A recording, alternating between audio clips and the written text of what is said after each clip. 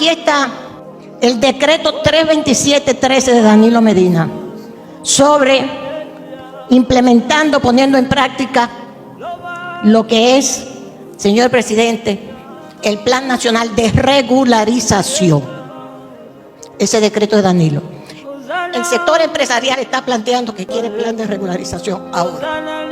Los bananeros quieren plan de regularización ahora. Otra vez. Nos costó 2.000 millones ese plan.